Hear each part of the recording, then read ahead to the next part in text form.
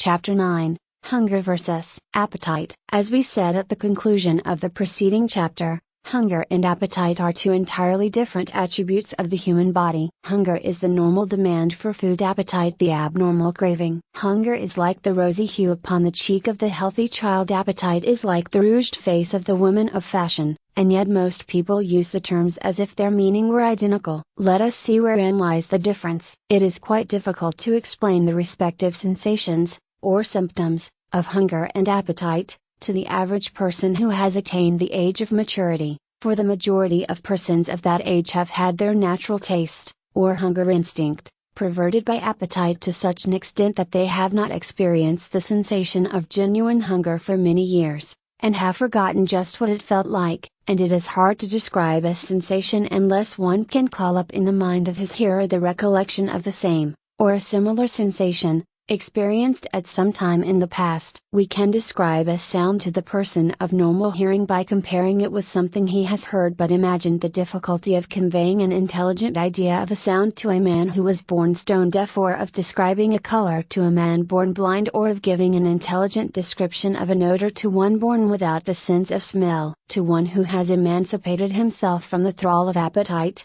the respective sensations of hunger and appetite are quite different and readily distinguished one from the other, and the mind of such a one readily grasps the precise meaning of each term. But to the ordinary civilized man, hunger means the source of appetite and appetite the result of hunger. Both words are misused. We must illustrate this by familiar examples. Let us take thirst, for instance. All of us know the sensation of a good, natural thirst, which calls for a draught of cool water. It is felt in the mouth and throat, and can be satisfied only with that which nature intended for it, cool water. Now, this natural thirst is akin to natural hunger. How different is this natural thirst from the craving which one acquires for sweetened, flavored soda water, ice cream soda, ginger ale, pop, soft drinks, etc., etc. And how different from the thirst, which one feels for beer, alcoholic liquors, etc., after the taste has once been acquired. Do you begin to see what we mean? We hear people say that they are so thirsty for a glass of soda water, or others say that they are thirsty for a drink of whiskey. Now, if these people were really thirsty, or, in other words, if nature was really calling for fluids, pure water would be just what they would first seek for, and pure water would be the thing which would best gratify the thirst. But, no. Water will not satisfy this soda water or whiskey thirst. Why? Simply because it is a craving of an appetite which is not a natural thirst, but which is, on the contrary, an abnormal appetite, a perverted taste. The appetite has been created, the habit acquired, and it is asserting the mastery. You will notice that the victims of these abnormal thirsts will occasionally experience a real thirst, at which time water alone will be sought, and the tipple of the appetite not thought of. Just think a moment, is not this so with you? This is not a lecture directed against the fancy drink habit, or a temperance sermon, but just an illustration of the difference between a natural instinct and an acquired habit, or appetite. Appetite is an acquired habit of eating or drinking, and has but little to do with real hunger or thirst. A man acquires an appetite for tobacco in any of its forms, or for liquor, or for chewing gum, or for opium, morphine, cocaine, or similar drugs, and an appetite once acquired becomes,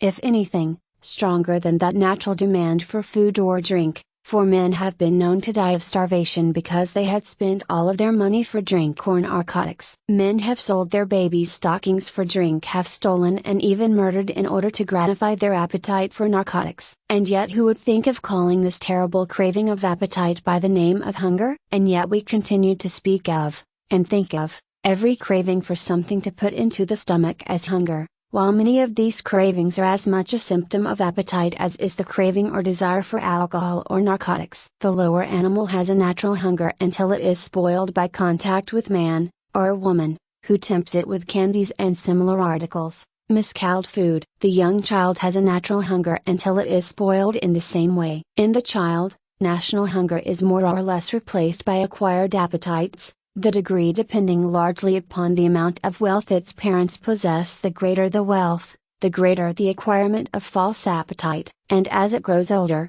it loses all recollection of what real hunger means. In fact, people speak of hunger as a distressing thing, rather than as a natural instinct. Sometimes men go out camping, and the open air, exercise, and natural life gives them again a taste of real hunger, and they eat like schoolboys and with a relish they have not known for years. They feel hungry in earnest, and eat because they have to, not from mere habit, as they do when they are home and are overloading their stomachs continually. We recently read of a party of wealthy people who were shipwrecked while on a yachting pleasure trip. They were compelled to live on the most meager fare for about 10 days. When rescued, they looked the picture of health, rosy, bright-eyed, and possessed of the precious gift of a good, national hunger. Some of the party had been dyspeptics for years, but the 10 days' experience with food scarce and at a premium, had completely cured them of their dyspepsia and other troubles. They had obtained sufficient to properly nourish them, and had gotten rid of the waste products of the system which had been poisoning them. Whether or not they stayed cured depended upon whether they again exchanged hunger for appetite. National hunger, like national thirst, expresses itself through the nerves of the mouth and throat. When one is hungry,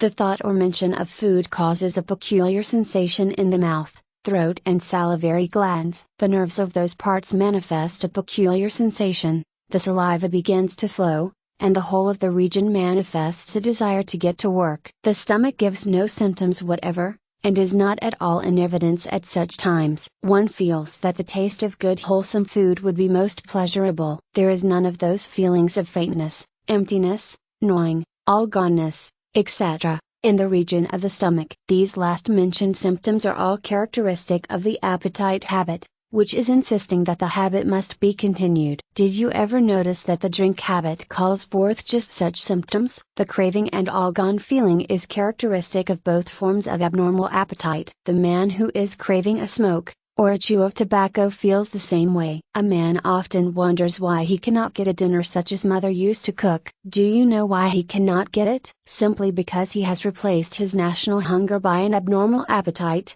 and he does not feel satisfied unless he gratifies that appetite, which renders the homely fare of the past an impossibility. If the man were to cultivate a national hunger, by a return to first principles, he would have restored to him the meals of his youth. He would find many cooks just as good as mother was, for he would be a boy again. You are probably wondering what all this has to do with Hatha Yoga, are you not? Well, just this: the yogi has conquered appetite, and allows hunger to manifest through him. He enjoys every mouthful of food, even to the crust of dry bread, and obtains nourishment and pleasure from it. He eats it in a manner unknown to most of you, which will be described a little further on, and so far from being a half-starved anchorite, he is a well-fed, properly nourished enjoyer of the feast, for he has possessed himself of that most piquant of all sauces, hunger.